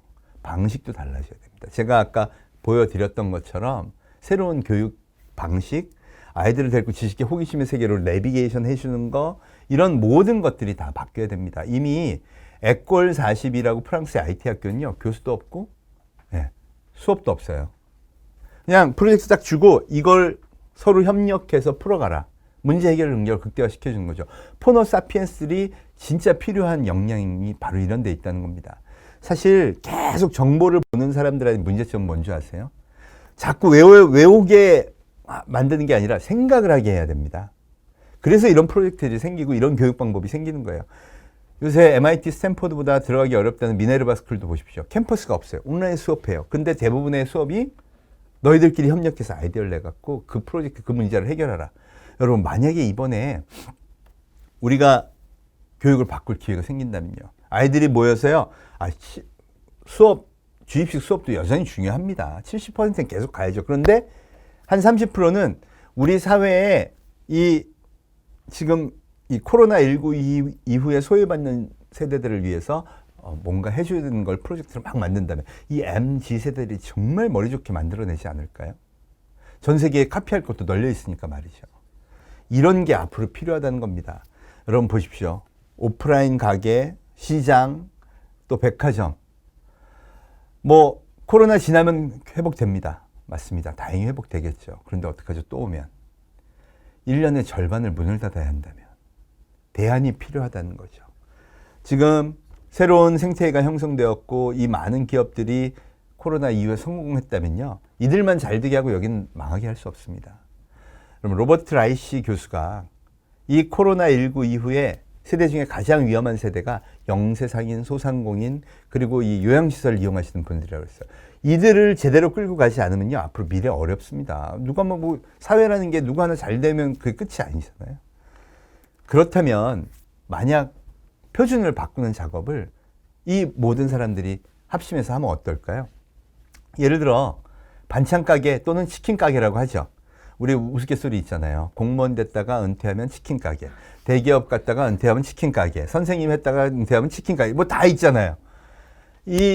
이런 얘기 있는 것처럼 그럼 누구나 하는 가게를 만든다고 생각할 때 그 표준을 한번 바꿔보자는 겁니다. 만약에 우리가 반찬 가게를 동네 상가에 만든다. 그럼 목 보러 다니고 임대료 계약하고 뭐 온갖 거 다 하겠죠. 그리고 이제 반찬 잘 준비하고요. 이건 다 똑같을 거예요. 그리고 판매하는 직원도 고용하고 포스 시스템 갖추고 마케팅 하는 날은요. 춤추는 인형 갖다 놓고 이제 막 그 앞에서 같이 춤추면서 막 이제 합니다. 이 전단지 나눠주고요. 이게 표준이에요. 누구나 다 그렇게 하죠. 그런데 온라인으로 창업하면 어떻게 될까요? 첫째, 상가를 안 얻습니다. 네, 디지털 스토어를 잘 만들죠. 그리고 거기에 이제 에센스 마케팅 준비하고요. 승부처는 맛이니까 맛을 잘합니다. 그럼 음식은 어디서 만들죠? 거기 등장하는 게 공유 주방입니다. 잘만 얻으면요. 거기는 뭐 특별하게 몫이 막 좋은 데 해야 되는 거 아니니까 한 40만 원, 100만 원 사이에서 임대료를 딱 합니다. 홀 인테리어 이런 거 다 필요 없죠. 그리고는 거기서 열심히 음식을 만드는데 배달했을 때 맛있는 거에 집중하는 거죠. 왜? 배달만 할 거니까. 그리고는 배달하는 기업 또 그거 하는 그 앱 소개 플랫폼하고 같이 계약 맺고 비즈니스 시작합니다. 여러분, 성공의 확률은요, 전 둘 다 비슷하다고 생각해요. 생각해 보십시오. 그럼 어느 정도냐? 놀라지 마십시오. 통계청 결과에 따르면요, 대한민국에서 음식점을 창업하고 5년 생존할 수 있는 비율이 딱 10%입니다. 그러면 그것도 성공이 아니라요. 대박이 나는 건 꿈도 못 꿉니다. 생존이 그나마 버티는 거. 그럼 최소한 비용이 적게 해서 그걸 경험을 축적하게 해야 되지 않을까요? 이쪽이 훨씬 쌉니다. 그러면서 미국에는 쇼피파이라는 거대한 이 플랫폼이 등장하죠. 뭐 하는 데냐? 개인이 누구나 거기 들어가서 홈페이지 싹 만들어서 2시간 만에 비즈니스 시작하게 하는 것. 여러분, 이게 지금 아마존에 이어서 온라인 유통 2위가 됐습니다. 저는요, 이런 것을 생각하고 기획하는 사람들이 대한민국 어른들은 많지 않다고 생각해요. 그리고 사실 저도 제 나이지만 익숙하지 않아요. 그걸 도와줄 수 있는 세대가 누구냐? 바로 MZ세대. 특히 G세대죠. 이 청년들이 함께해서 이런 대한민국의 새로운 생태계를 만들어주고 여기 들어가기 어려워하는 분들을 도와줄 수 있는 걸 만든다 그러면 코리안 뉴딜 정말 굉장히 중요한 축 하나가 거기서 해결되지 않을까 싶습니다. 사실 누가 잘 되는 거 하나를 만드는 건 쉬워요. 기술 발전시켜주고 막 해주면 되죠. 인공지능에 막 빅데이터. 근데 그게 아니라 우리 사회 전체를 이 애프터 코로나 시대로 시프팅하는 것. 이게 국민의 모든 많은 사람의 행복을 올려주는 굉장히 중요한 전략이 되지 않을까 싶고요. 이게 꼭 일어났으면 좋겠습니다.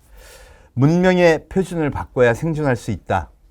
생존뿐 아니라 미래도 이게 지배하는 게 아닐까 싶습니다. 저는 왜 이 시대를 그렇게 가야 된다고 믿느냐? 사실은요, 이 포노사피엔스 시대가 소비자가 왕이고 그래서 사람이 중심인 시대라서 그렇게 얘기를 합니다.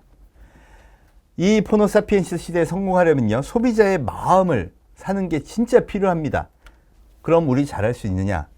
여러분, 이혜령 선생님이 최근에 마지막 인터뷰라는 걸 남기셨는데요. 자본 지배하던 시대, 물질이 지배하던 시대가 지나갔고요. 마음의 공감을 사면 정말 엄청나게 성공할 수 있는 시대가 왔다 그러면서 BTS를 지목하셨어요. 그런데 왜 하필 BTS냐는 거죠. 왜 하필 대한민국일까요? 여러분, 대한민국이요, 사람에 대한 배려와 감성이요, 제일 풍부한 나라입니다. 제가 그 언어학 하시는 분들이 그런 얘기를 많이 하시는데요. 우리나라 그 감정 표현하는 단어 한번 보실까요? 옛날 단어에도요, 뭐 찝찝하다, 뭐 뜨뜻미지근하다, 온갖 단어가 정말 많다고 하는데 신조어도 그렇습니다. 여러분, 재밌는 건 재밌다 그러죠. 잼 이렇게 표현합니다. 네. 재미 더 있으면 꿀잼이라 그러죠. 재미 없는 건요, 노잼. 아주 진짜 재밌는 건요, 개꿀잼이라고 합니다. 진짜 재미없는 사람 보고 뭐라 그러죠? 행노잼이라고 합니다. 여러분, 그럼 우리는 재미라는 단어로요, 이미 5개의 레벨, 그 사이에도 또 어마어마한 신조, 즉 그거에 대한 느낌을 다 갖고 있다는 거예요. 여러분, 이게 인간의 마음에 대한 배려가 그래서 우리나라 컨텐츠를 키우는 역량이라고까지 얘기합니다. 여러분, BTS 뿐인가요? 보람이도 있죠. 요새는 웹툰이 세계 1위가 대한민국입니다. 여러분, 오늘 생각난 김에 베이비 샤크도 한번 찾아보십시오. 뷰수가 53억을 넘어서 유튜브 역사 2위입니다. 이게 어떻게 가능할까요? 최근에는 클래식까지 진짜 말도 안 되게 대한민국 빌보드 차트 1위를 뭐 차지하는 이루마가 그걸 하고 있죠. 별의 별일이 다 있다 생각할 만큼 데이터는 명확하게 대한민국이요, 사람의 마음을 사고 있다는 게 증명되고 있습니다. 우리 이거랑 우리가 지금까지 만들어 놓은 제조업이랑 합하면 어떨까요? 사실 안타까운 게요, 삼성전자가 세계 최강의 기업이 되었다, 기술적으로는 누구나 인정해요. 메모리도 있고 막 폰을 접었다 폈다 하질 않나, 온갖 기술을 대한민국이 정말 잘합니다. 그래서 애플보다 기술은 훨씬 좋다 그러는데요, 시가총액 보세요. 5배예요. 애플은 있고 아마존은 있는데 삼성이 없는 거, 그게 뭔가 봤더니 팬덤이더라고요. 여러분, 애플바가 2억 명입니다. 아마존의 팬들은요, 1억 5천만 명, 연회비 119불, 무려 14만 원이 넘는 돈을 연회비로 내는 사람이 1억 5천만 명이에요. 안 떠나겠다는 뜻이죠. 근데 우리 그게 없어요. 그 왜 없나 봤더니요, 아무도 가르쳐 준 적이 없습니다. 여러분, 대한민국 평균 연령이 뭔가 봤어요. 대한민국 표준 페르소나, 저 디자인할 때 그런 거 쓰는데 54.9세, 21대 당선자 평균이더라고요. 여러분, 이게 대한민국의 표준 문명을 보는 시각입니다. 뭐 맞죠? 입법부가 그러니까요. 54.9세의 눈으로 보면요, 우리는 한 번도 사람이 중요하다고 배운 적 없어요. 누가 중요하죠? 권력이 중요해요. 자본이 중요해요. 그렇게 배웠고 기술이 중요합니다. 그걸 하기 위해서는. 이렇게 배웠어요. 그래서 삼성전자도 기술만 세계 최강으로 되면, 일본 기업만 이기면 세계 최강이 된다, 이렇게 배워서 사람이 중요하다는 거에 대해서 뭐 해본 게 별로 없는 거예요. 앞으로 이렇게 바뀌기만 하면 된다는 뜻이기도 합니다. 무슨 얘기냐? MZ세대의 마음을 사로잡아서 팬덤을 끌어들이면요, 5배 성장 가능성이 있다는 겁니다. 대한민국 전체가. 누구든지 말이죠. 이게 이미 일어나고 있다는 거 보여줍니다. 여러분, 넷플릭스에서 조선시대 좀비 영화가 히트를 하니까 아마존에서 조선시대 가시 엄청나게 팔립니다. 와, 무슨 모자가 저렇게 멋있어. 그랬는데 이름도 가시래. 오마이갓. 난리가 나죠. 영주 호민 어떤가요? 어떤 분이요, 가드닝을 잘하는 미국의 유튜버가 써보더니 이건 신이 내린 도구야. 우리는 할머니들이 내린 도구인 줄 알았는데. 여러분, 이 대장장이 분 피곤해서 돌아가시려고 그래요. 제주에도요, 이런 물결이 밀려옵니다. 패션과 뷰티에서 대한민국의 힘을 발휘하는 건 컨텐츠가 가장 강력한 영향을 미치는 영역에서 우리가 이미 그러고 있다는 거죠. 여러분, 대한민국을 사랑하는 모든 사람들이 봤더니 전부 포노 사피엔스예요. 그럼 우리가 기회가 있는 거 맞죠? 우리 잘할 수 있을까요? 여러분, 저는 이렇게 항상 얘기하고 다닙니다. 54.9세 대한민국 평균 연령이 자라온 시대를 한번 볼까요? 1966년 1인당 대한민국 국민 소득이 110불이었습니다. 어느 나라하고 똑같은가 봤더니요. 아프리카, 우간다, 이디오피아와 똑같습니다. 그 나라를 폄하하려고 하는 게 아니에요. 여러분, 미국과 GDP 차이가, GNP 1인당 국민소득 차이가 38배였습니다. 진짜 못 산 나라였죠. 여러분, 거기 태어나신 분들이에요. 그러니까 지금 대한민국의 그 1960년 이후 태어나신 분들은 어린 시절을 아프리카, 우간다에서 뛰어놀았다. 그래서 자연이 좋은 겁니다. 도시 생활을 별로 해본 적이 없으니까. 저도 거기에 해당되고요. 그래서 디지털 무용 싫어하시는 거 당연해요. 어떻게 보면. 그런데 이분들이 만든 기적을 한번 보십시오. 그것도 제일 어렵다는 제조업으로요. 첨단 물리, 화학이 포함된 반도체 기술까지 세계 1위를 합니다. 이게 말이 되나요?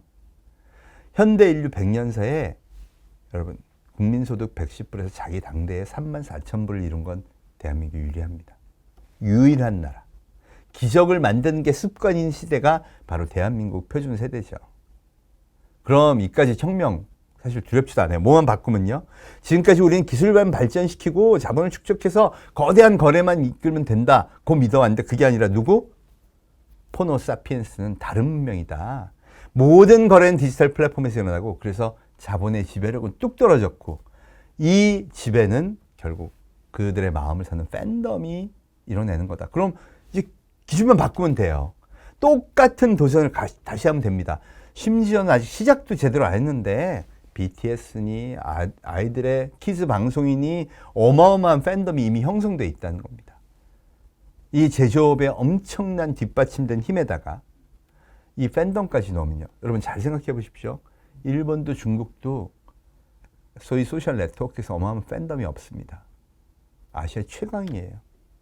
거기다 세계적인 주목을 받고 있어요. 이거 섞으면 기가 막히지 않을까요? 그걸 보여준 게 사실은 첫 발자국이 화장품입니다. 여러분 닥터자르트 2.2조 어떻게 만들어요? 3C 스타일한데 6천억 어떻게 만들고 AHG 3.4조 어떻게 만들었을까요?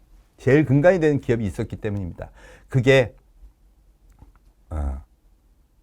코스맥스 또 콜마 같은 소위 30년간 오로지 기술을 만들어왔던 근간이 되는 뼈대가 되는 제조기업이 있었고요. 이들이 아이디어만 가져와 그럼 내가 금방 만들어줄게 하는 이게 뒷받침된 거죠.